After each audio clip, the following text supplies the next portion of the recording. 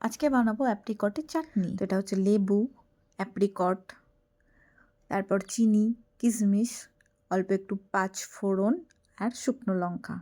এরপর একটা ফাঁকা প্যানের মধ্যে নিয়ে নিচ্ছি শুকনো লঙ্কা আর পাঁচফোড়ন, সেটাকে ভেজে গুঁড়ো করে রেখে দেবো সাইডে। তারপর দিয়ে দিলাম প্যানের মধ্যে চিনি, যতটা চিনি নিয়েছি তার ঠিক ডাবল হচ্ছে জল। তো জলটা একটু ফুটে গেলে এর মধ্যে দিয়ে দেবো হচ্ছে কেশর কালারের জন্য।